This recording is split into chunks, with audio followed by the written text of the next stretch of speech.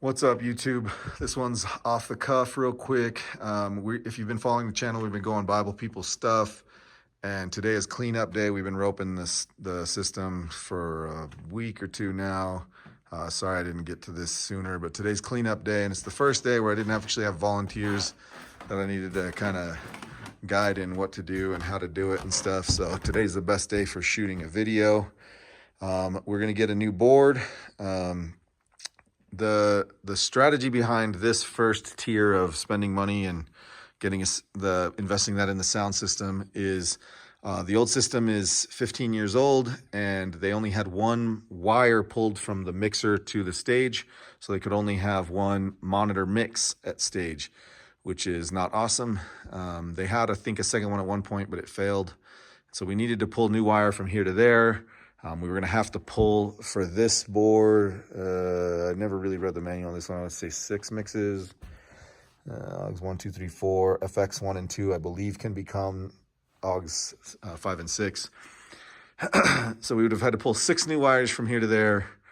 And in general, if your singers can hear themselves better, they will sing better. And same is true of musicians as well, but it's more noticeable in the vocals.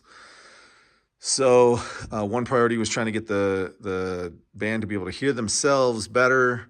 Another is a pretty common theme with most churches is that the sound reinforcement is, in terms of people, is a weak team.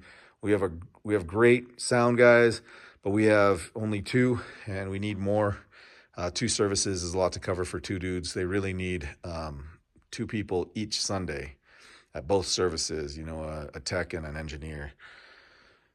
So next week we're going to re-rope the booth. We didn't really do much to the booth. There's some new wire there. That is 2 to the main and sub on that side, 2 to the main and sub on that side. And then we pulled a new Cat 6E from the booth to the stage for the new stage box.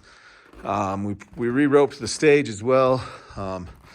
We were going to have to pull out some of the old wire, so we hooked in some new wire to the old wire and pulled that in and just went with all new wire there. Instead of XLR and 1/4-inch jacks, we put in combo jacks. If you've never seen these, they will take both an XLR cable or a 1/4-inch cable, kind of like you would see on the front of an audio interface, like your Focusrite or PreSonus.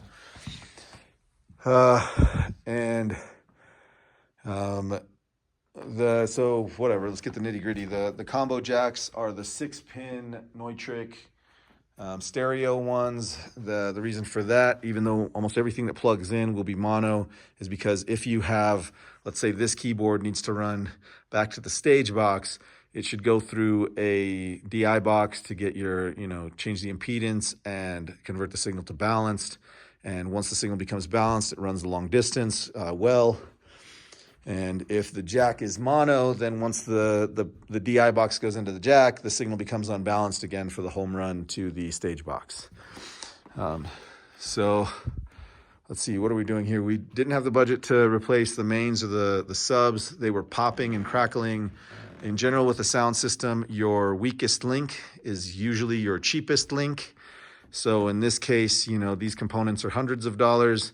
The wire is much cheaper, so it was probably the wire. We replaced the wire on both of those. I'm also going to relocate the power amps for the subs. The mains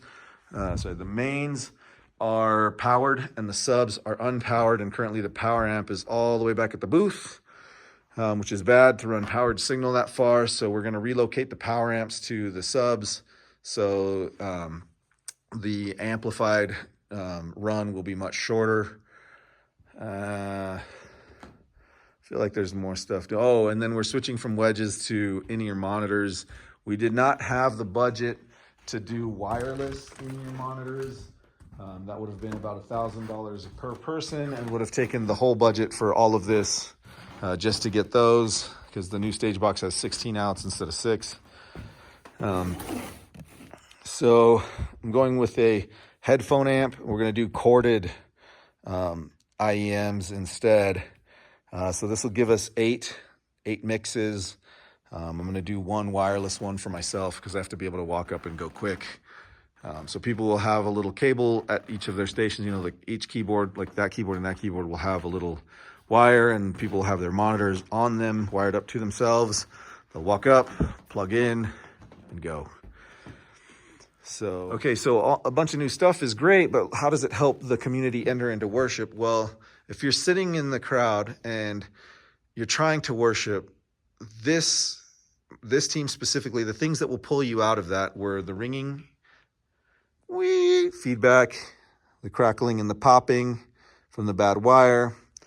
Maybe the TV, this TV has, like, if you show an image that's got a lot of black images on the TV, you will see green pixelation on it, but not on that one. Often the lyrics will you know, the lyrics will change to the wrong lyric screen. That can pull you out of the state of worship. But the state of worship is kind of a fragile and vulnerable state. And so it's pretty easy to fall out of those things. Feedback will do that. The crackling and popping can do that. The pixelation can do that. So those things kind of needed to be fixed.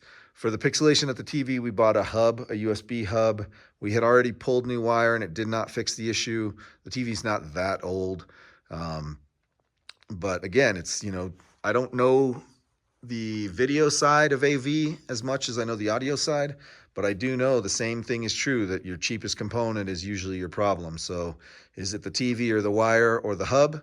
Well, it's probably the wire or the hub. So we've already done the wire. We're going to do the hub next. And if that still doesn't solve it, then we'll have to deal with replacing a TV or re-pulling a wire. Yeah, so yeah, that's it. Thanks. Have a good week. I'll talk to you soon. Bye.